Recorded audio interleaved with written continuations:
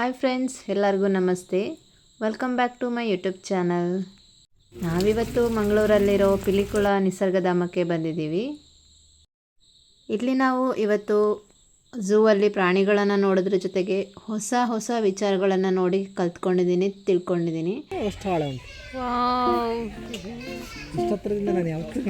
ನಾನಷ್ಟೇ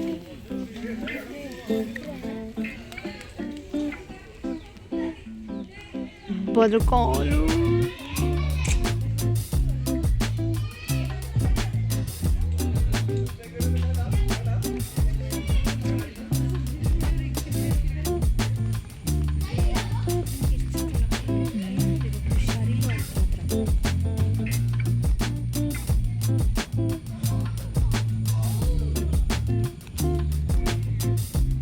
ಅದು ಬೇರೆನೇ.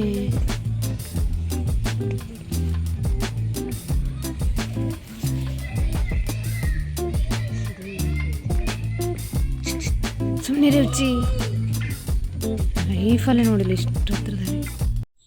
ನಾವಂತೂ ಫಸ್ಟ್ ಟೈಮ್ ಇಷ್ಟು ಹತ್ತಿರದಿಂದ ಹುಲಿ ರಾಜಾರೋಷವಾಗಿ ಓಡಾಡ್ತಿರೋದನ್ನು ನೋಡಿದ್ವಿ. ತುಂಬ ಖುಷಿಯಾಯಿತು, ತುಂಬ ಎಕ್ಸೈಟ್ಮೆಂಟ್ ಇತ್ತು ಇದರಲ್ಲಿ. ಜೊತೆಗೆ ಭಯ ಕೂಡ ಆಯಿತು. ಯಾಕಂತ ಹೇಳಿದರೆ ಹುಲಿ ಹೊರಗಡೆ ಇರೋ ಬೋನಲ್ಲಿರುವಾಗ ನಮಗೇನು ಅನಿಸಲ್ಲ, ಹೊರಗಡೆ ಹಿಂಗೆ ಓಡಾಡ್ತಿರುವಾಗ ಎಲ್ಲ ಅಟ್ಯಾಕ್ ಮಾಡಿಬಿಡುತ್ತೆ ಅನ್ನೋಂಥ ಭಯ ಆಗುತ್ತೆ.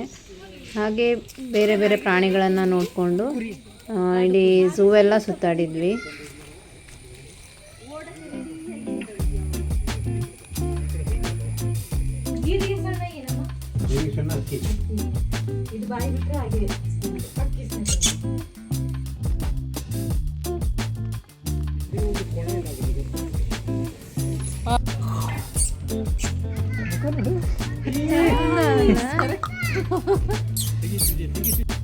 ಝೂ ಎಲ್ಲ ನೋಡಾದ ನಂತರ ನಾವು ಪಿಲಿಕುಳದಲ್ಲಿ ಇರುವಂತಹ ಗುತ್ತು ಮನೆಗೆ ಬಂದ್ವಿ.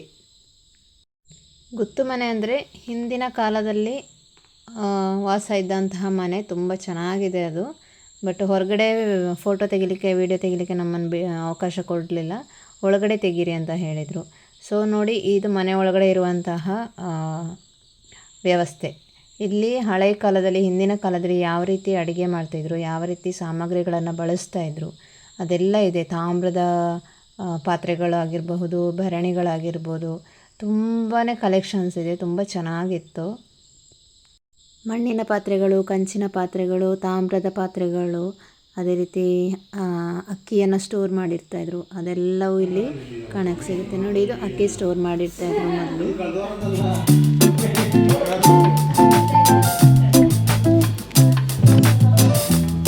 ಇದು ಅಕ್ಕಿನ ಸ್ಟೋರ್ ಮಾಡಿರ್ತಾಯಿದ್ದು. ಭತ್ತನ ಅಕ್ಕಿ. ಹಿಂದಿನ ಕಾಲದಲ್ಲೆಲ್ಲ ನೋಡಿ ಈ ರೀತಿಯಾಗಿ ಸ್ಟೋರ್ ಮಾಡಿರ್ತಾಯಿದ್ರು. ಕುಂಬಳಕಾಯಿ, ಸೌತೆಕಾಯಿಯನ್ನೆಲ್ಲ ಮಳೆಗಾಲದಲ್ಲಿ ಹಾಳಾಗಬಾರ್ದು ಅಂತ ಈ ರೀತಿ ಕಟ್ಟಿ ಇಡ್ತಾಯಿದ್ರು.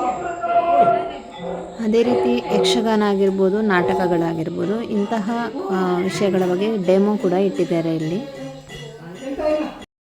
ಆನಂತರ ನಮಗಿಲ್ಲಿ ಹಿಂದಿನ ಕಾಲದಲ್ಲಿ ಯೂಸ್ ಮಾಡ್ತಿದ್ದಂತಹ ಮರದಿಂದ ತಯಾರಿಸಿದಂತಾಗಿರ್ಬೋದು ಅಥವಾ ಬಿದಿರಿನಿಂದ ತಯಾರಿಸಿದಂಥ ಎಲ್ಲ ವಸ್ತುಗಳು ನಮಗೆ ಕಾಣಕ್ಕೆ ಸಿಗುತ್ತೆ.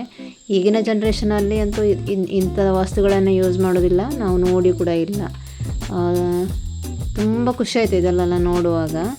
ನೋಡಿ, ನೇಗಿಲಿದೆ, ಬುಟ್ಟಿಗಳಿದ್ದಾವೆ, ತಲೆಗೆ ಹಾಕೋತಾರೆ ಮಳೆ ಬರುವಾಗ, ಗೊರಗ ಅಂತ ಹೇಳ್ತಾರೆ ನಮ್ಮೂರಲ್ಲಿ. ನಿಮ್ಮ ಕಡೆ ಏನು ಹೇಳ್ತಾರೆ ಗೊತ್ತಿಲ್ಲ. ಅದಿದ್ದಾವೆ. ತೊಟ್ಟಿಲು ಇದೆ ನೋಡಿ, ಎಷ್ಟೊಂದು ಕಲೆಕ್ಷನ್ಸ್ ಇದೆ. ಚೆನ್ನಮಣೆ ಆಡ್ತಾರೆ, ಅದು ಇದೆ. ಸುಮಾರು 150 ವರ್ಷಗಳ ಹಿಂದಿನಿಂದ ಕಲೆಕ್ಷನ್ ಮಾಡಿಟ್ಟಿದ್ದು ಅಂತ ನಮಗೆ ಅಲ್ಲಿ ಮಾಹಿತಿ ಕೊಟ್ಟರು. ಇದೆ ನೋಡಿ ಸ್ಟ್ಯಾಚ್ಯೂ, ಕೋಟಿ ಚೆನ್ನಯ್ಯ ಅವರ ಸ್ಟ್ಯಾಚ್ಯೂ ಇದು. ಮನೆಯ ಒಳಗಡೆ ಇದೆಲ್ಲ ನೋಡಿ ಆದ ನಂತರ ನಾವು ಹೊರಟಿದ್ದು ಕುಶಲಕರ್ಮಿ ಗ್ರಾಮ ಅಂತ ಇತ್ತು. ಅಲ್ಲಿ ನೋಡಿದ ನಾವು ವಿಷಯಗಳು ಎಷ್ಟು ಇಂಟ್ರೆಸ್ಟಿಂಗ್ ಆಗಿತ್ತು ಅಂತ ನೋಡಿ ನೀವೇ. ಇವರು ಕುಂಬಾರಿಕೆ ಕೆಲಸ ಮಾಡುವವರು. ಚಿಟಿಕೆ ಹೊಡೆಯೋದ್ರೊಳಗೆ ಒಂದು ಮಡಿಕೆಯನ್ನು ಯಾವ ರೀತಿ ಅವರು ತಯಾರು ಮಾಡ್ತಾರೆ ಅಂತ ನೀವೇ ನೋಡಿ. ಕೇವಲ ಒಂದು ಮಣ್ಣಿನ ಮುದ್ದೆಯನ್ನು ಇಟ್ಟಿದ್ದಾರೆ. ಈಗ ಚಕ್ರವನ್ನು ಹೀಗೆ ತಿರುಗಿಸಿ ಅವರು ಯಾವ ರೀತಿ ಒಂದು ಮಡಿಕೆಯನ್ನು ತಯಾರು ಮಾಡ್ತಾರೆ ನೋಡೋಣ. ನನಗೂ ಇದನ್ನು ಮಾಡಬೇಕು ಅಂತ ಆಸೆ ಆಯಿತು, ಕೇಳೋಣ ಅಂದ್ಕೊಂಡೆ. ತುಂಬ ಜನ ಇದ್ದಿದ್ದರಿಂದಾಗಿ ಅವರು ಕೂಡ ತುಂಬ ಬ್ಯುಸಿ ಇದ್ದರು. ಎಲ್ಲರೂ ಬರೋವಾಗ ಅವರು ಡೆಮೋ ತೋರಿಸ್ಬೇಕಾಗುತ್ತೆ, ಸೊ ಅವರಿಗೆ ತೊಂದರೆ ಕೊಡೋದು ಬೇಡ ಅಂತ ನಾನು ಸುಮ್ಮನೆ ಆದೆ. ಬಟ್ ನೋಡಿ, ಮಣ್ಣಿನ ಮುದ್ದೆ ಇತ್ತು. ಕಣ್ಣು ಮುಚ್ಚಿ ಕಣ್ಣು ಮಿಟುಕಿಸಿದ್ರೊಳಗೆ ಯಾವ ರೀತಿ ಒಂದು ಚಿಕ್ಕ ಮಡಿಕೆ ಹೇಗಿದೆ ತಯಾರಾಗಿದೆ ನೋಡಿ. ಅವರ ಕೈ ಚಳಕ ಎಷ್ಟು ಚೆನ್ನಾಗಿದೆ ಅಂತ ಹೇಳಿದರೆ ಅಷ್ಟು ಖುಷಿ ಆಗ್ತದೆ ನೋಡಿ ಯಾವ ರೀತಿ ಬರ್ತಾಯಿದೆ ಅಂತ. ಬೇರೆ ಬೇರೆ ರೀತಿಯ ಶೇಪ್ ಬರ್ತಾ ಉಂಟು. ಅವರು ಫಿಂಗರಲ್ಲಿ, ಅವರು ಬೆರಳುಗಳಲ್ಲಿ ಅವರು ಯಾವ ರೀತಿ ಆಕಾರ ಕೊಡ್ತಾರೆ ಅದೇ ರೀತಿ ಶೇಪ್ ಬರ್ತಾ ಉಂಟು ಮಡಿಕೆ. ಫೈನಲ್ ಆಗಿ ನೋಡಿ, ಅವರೊಂದೇನೋ ಬಟ್ಟೆದು ಪೀಸ್ ಇಟ್ಕೊಂಡು ಅದರಿಂದ ಶೇಪ್ ಕೊಟ್ಟರು. ಫೈನಲ್ ಆಗಿ ಒಂದು ಮಡಿಕೆ ಶೇಪ್ ಎಷ್ಟು ಚೆನ್ನಾಗಿ ಬರುತ್ತೆ ನೋಡಿ. ನಿಜವಾಗ್ಲೂ ನಮಗೆ ಇದರಲ್ಲಿ ತುಂಬ ಸಮಯ ಬೇಕಾಗುತ್ತೆ ಕಲ್ತ್ಕೋಬೇಕು ಅಂತಂದರೆ. ನಾವು ನೋಡ್ತಾ ನೋಡ್ತಾ ನೋಡ್ತಾ ಇದ್ದಂಗೆ ಒಂದು ಫುಲ್ ಸೆಟ್ ನೋಡಿ ಎಷ್ಟು ಚೆನ್ನಾಗಿ ರೆಡಿ ಆಗೋಯ್ತು. ಒಂದು 5 ಮಿನಿಟ್ಸ್ ಕೂಡ ಆಗಲಿಲ್ಲ. ಎಷ್ಟೊಂದು ಬೇರೆ ಬೇರೆ ರೀತಿಯ ಡಿಸೈನ್ಸ್ಗಳು ಹಿಂಗೆ ಮಾಡಿದ್ದಾರೆ ನೋಡಿ. ನೆಕ್ಸ್ಟು ನಾವಿಲ್ಲಿಂದ ಅವಲಕ್ಕಿ ತಯಾರು ಮಾಡುವ ಪ್ಲೇಸಿಗೆ ಹೋದೆವು. ಅವ್ರು ಯಾವ ರೀತಿ ಅವಲಕ್ಕಿಯನ್ನು ಮಾಡ್ತಾರೆ ನ್ಯಾಚುರಲ್ ಆಗಿ ಅಂತ ನೋಡಿ ನಾನು ಅದನ್ನು ಕೂಡ ನಿಮಗೆ ತೋರಿಸ್ತೀನಿ.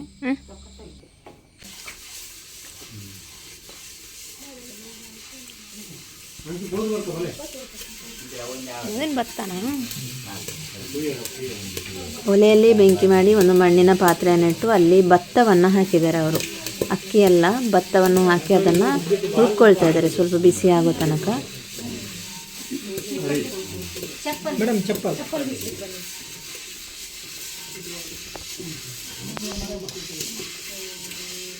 ಇದು ಸಹ ನೋಡಿ, ನಾವು ಅವಲಕ್ಕಿ ಹೇಗೆ ಮಾಡ್ತಾರೆ ಅನ್ನೋದು ನೋಡಿರಲಿಲ್ಲ, ತಿಂದಿದ್ವಿ.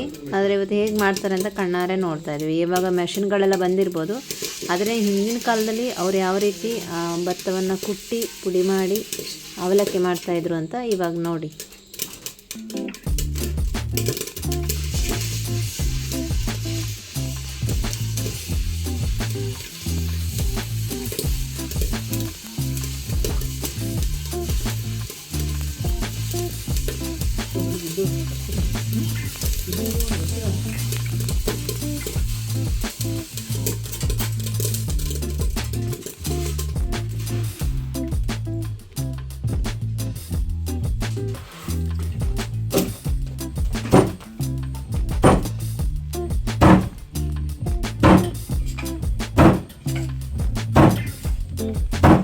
ನಾನು ಇದಕ್ಕಿಂತ ಮೊದಲು ಪಿಲಿಕುಳಕ್ಕೆ ಬಂದಿದ್ದೆ, ಆದರೆ ಇಲ್ಲಿಗೆ ಕುಶಲಕರ್ಮಿಗಳ ಗ್ರಾಮ ಅಂತ ಇದೆ, ಇಲ್ಲಿಗೆ ಇದೇ ಫಸ್ಟ್ ಟೈಮ್ ಬರ್ತಾ ಇರೋದು. ಇಂಥ ವರ್ಕ್ಗಳನ್ನು ನಾನು ಇವತ್ತು ಫಸ್ಟ್ ಟೈಮ್ ನೋಡ್ತಾ ಇರೋದು. ನನಗೆ ತುಂಬ ಖುಷಿ ಆಗ್ತಾಯಿದೆ.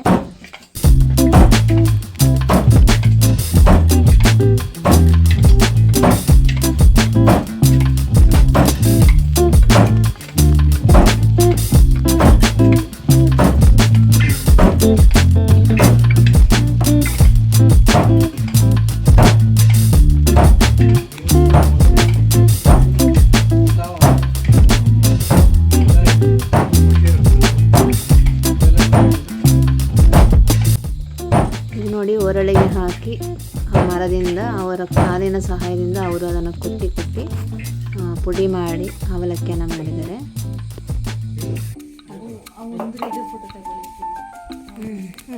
ಮಾಡ್ತಾರಲ್ಲ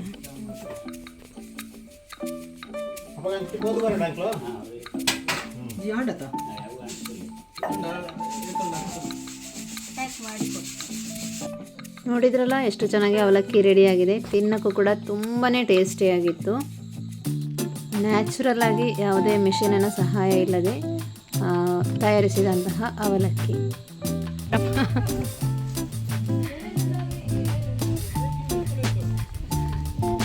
ಇಲ್ಲಿ ಇವರು ಮರ ಮತ್ತು ಕಬ್ಬಿಣದಿಂದ ತಯಾರಿಸಿದಂತಹ ವಸ್ತುಗಳನ್ನು ಇಟ್ಟಿದ್ದಾರೆ. ನ್ಯಾಚುರಲ್ ಆಗಿ ತಯಾರಿಸ್ತಾ ಇರುವಂತಹದ್ದು, ಅಂದರೆ ಮಿಷಿನಿನ ಸಹಾಯ ಇಲ್ಲದಿದ್ದರೆ ಕೈ ಚಳಕದಿಂದ ತಯಾರಿಸ್ತಾ ಇರುವಂಥದ್ದು. ಇದೆಲ್ಲ ಅವರು ಕೈಯಿಂದ ತಯಾರಿಸಿರುವಂತಹ ಮಿಷನ್ಗಳು. ಇಲ್ಲಿ ನಾವು ನೇಯ್ಗೆ ಕೆಲಸ ಮಾಡುವಂಥದ್ದನ್ನು ನಾವು ನೋಡಲಿಕ್ಕೆ ಹೋಗ್ತಾ ಇದ್ದೀವಿ.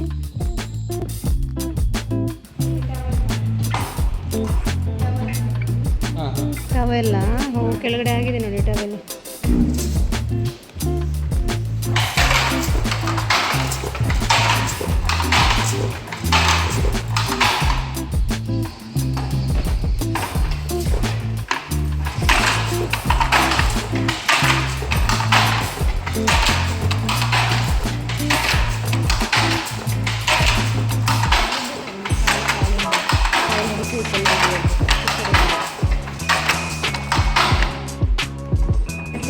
ಅದರಲ್ಲಿ ನೂಲು ಕೂತ್ಕೊಳ್ತಂದ್ರೆ ಈ ಥರ ಗಟ್ಟಿ ಒಂದಾದ್ಮೇಲೆ ಈ ಥರ ಗೊಂಡೆ ಕಟ್ಟಿ ಬಿಡ್ತೇವೆ. ಇಲ್ಲಿ ಗೊಂಡೆ ಉಂಟಲ್ಲ, ಗ್ಯಾಪ್ ಕೊಟ್ಟು ಈ ಥರ ಕಟ್ಟಿ ಬಿಡ್ತೇವೆ.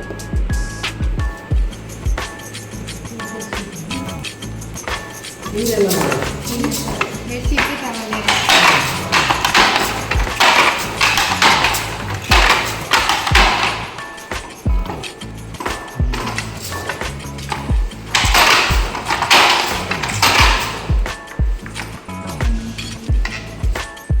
ಅದೆಂತ ಕಾರ್ನರ್ಗೆ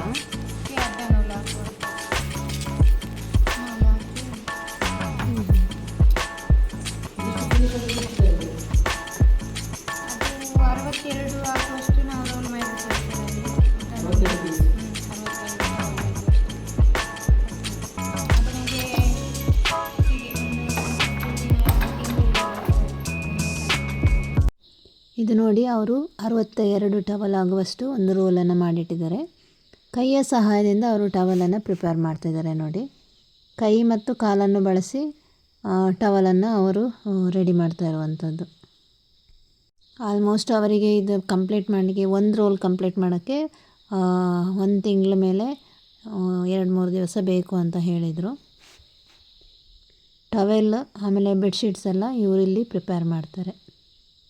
ನಾವೆಲ್ಲ ನಮಗೆಲ್ಲ ಮೆಷಿನಲ್ಲಿ ರೆಡಿಯಾಗಿ ಬರುತ್ತೆ. ಇವರು ನೋಡಿ ಯಾವ ರೀತಿ ಕೈಯ ಸಹಾಯದಿಂದ ಮಾಡ್ತಾ ಇದ್ದಾರೆ ಅಂತ ಹೇಳಿ.